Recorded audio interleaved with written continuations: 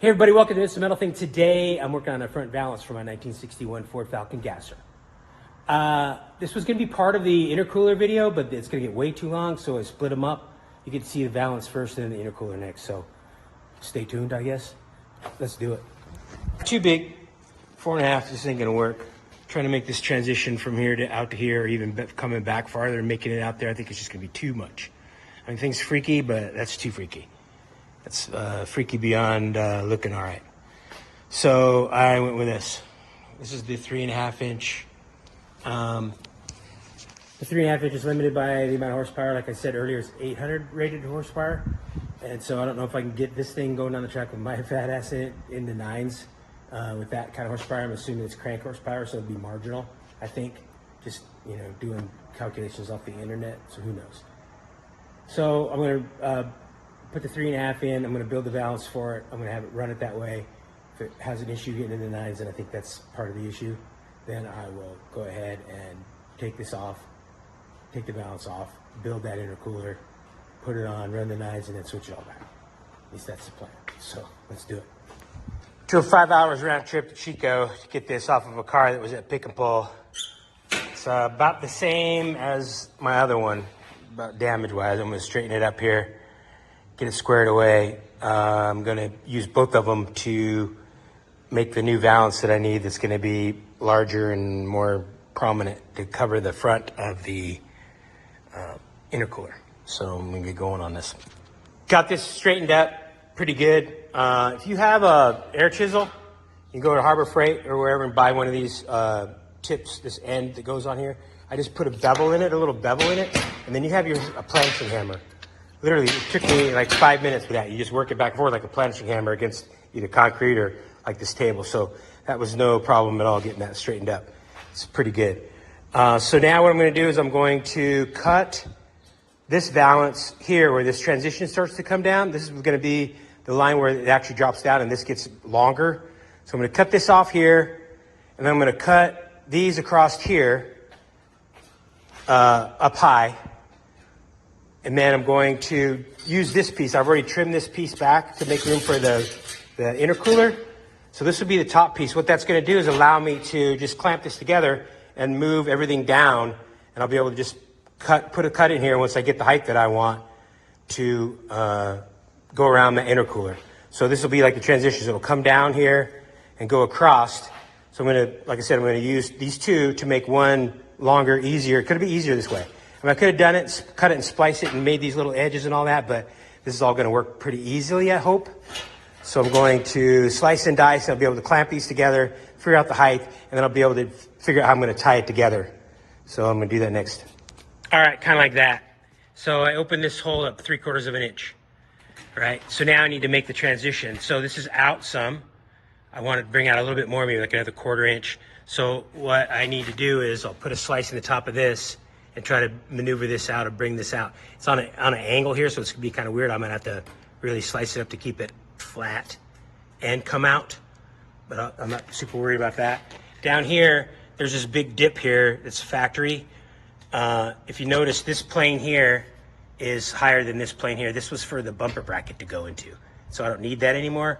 So I'm gonna go ahead and make a new transition here that won't be as noticeable or as bad.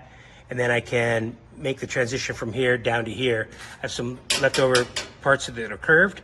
I can just add to there and try to splice that in and make it look a little better. The fender comes down at an angle as well, so it's just gonna kind of just be a little more exaggerated down there.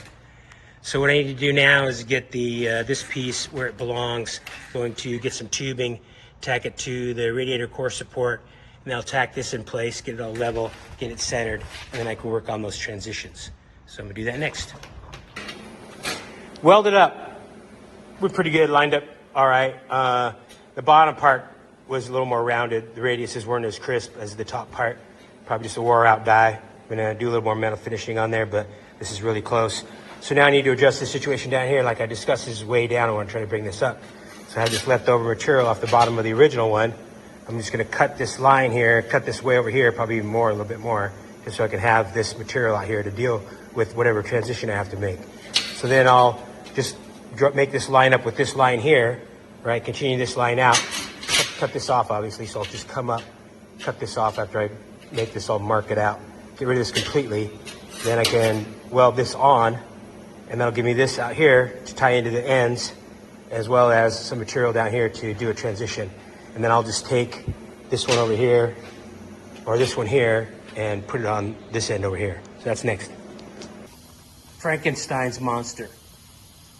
It's Frankenstein. So brought this out, worked out good. Little pie cut here, gonna just slice it, actually came out, gonna fill it in. This actually ended up about perfect. It is perfect actually. With this drop down, and this came around straight out off of this plane here. Worked out and ended up exactly where it needed to be.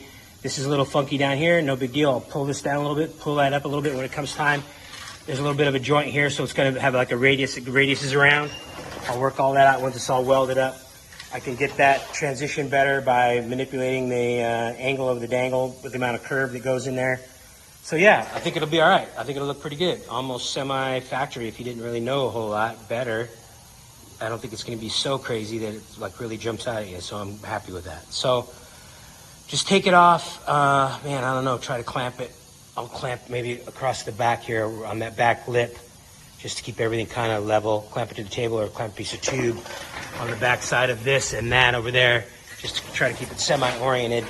Nothing I can't move around and beat around, because this is tacked here, so this isn't going to change. And then same thing over here, so this gap will be maintained. But yeah, so I'm going to take it down, weld it up, patch it up, clean it up, get it back on here, and see how she turned out. So it's Valance is out. I clamped it to this piece of flat bar to keep this plane right. I sucked this in a little bit. I just clamped it to the clamp, kind of cheesy, but I think it's close to where it needs to be. Just got to make some patch panels for the top here. Weld this up. That great idea I had about leaving this material long on here, I totally forgot about that. So I'm not sure how this is going to look. I don't know if I'm going to add a piece or what I'm going to do down here, but I need to get it all welded up. I'll even pull this down and weld it up so that I can beat it around. I can manipulate the metal into the shape that I want, and I have to add, I'll throw it back on the car and see if I have to add any to the bottom here to make it look not so crazy. I don't know, we'll see. I'll have to figure that out. But basically got to get it all welded up and then manipulate it after that. So that's next. Patched up, ready to go. I had to add a piece of metal in here because I forgot to leave this long. It probably wouldn't have worked out anyway. I don't know if it would have been long enough to do what I needed to do. Just took it off with another piece of scrap left over from the other Valance. So I'm finishing the welds out. When I finish the weld out, I use a die grinder with a cutoff wheel. This has 2 cutoff wheels on it because this blade is super thin. It's like a speedy cut. 2 blades help it to not catch in between the spot welds, right? When you're putting this together, you're just doing short little welds. So I just run it along the weld only, trying to keep an eye on just doing only the metal, the weld part, trying to stay off the parent metal. This metal is already thin enough. It doesn't need to be any thinner by you grinding away. So then I come back and I finish it up with I got this is 80 grit. I like a 50 grit because it cuts faster and better. I don't put a lot of speed in it. I keep it as flat as I can. And I literally put a lot of pressure on there and just barely take as little metal off as I have to. So I'm going to go ahead and finish this thing out. I'm going to put it on the car and see where this lands. This is obviously odd here. This is more angle than this. So I'm going to make a transition in the angle. Just trying to roll this around, and then I'll cut this off to make a nice edge. You won't see it probably unless you're underneath the car, but it needs to be finished out. It looks kind of goofy. Done. I'm happy. I just sprayed some quick little paint on there, white, and sprayed a little gold over the top just so we could see what it looked like. All those different colors, it was kind of hard to tell. So yeah, I'm happy with it. It's not super freaky. It's not like way super noticeable, I don't think. Again, a lot of these cars, they don't run just no bumper. You'll see a gasser now and then, or a custom that has no front bumper on it. It's cool. I like it smooth, front Valance. I've seen them where they filled them in, which was kind of weird, but it looked cool, I guess. So anyway, not my place to judge. So I just need to finish up in here, all these edges a little bit, and just make sure all these curves are the same. You can see it kind of bumps out a little bit. You can't really tell from what it was before, but it's pretty much straight.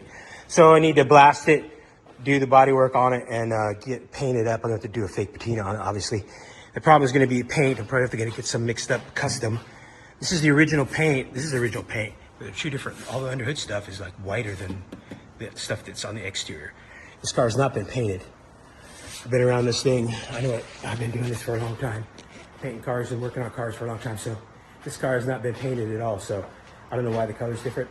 It seems like the outside would be lighter just from the sun fading, but I don't know. It's yellowed, I guess you could call it. So anyway, done with the front valance on my 1961 Ford Falcon with a 2016 twin turbo Coyote engine with a new exposed intercooler. So I'm going to end this video here. If you like the video, subscribe, and leave a comment if you want. I'll see you on the next one.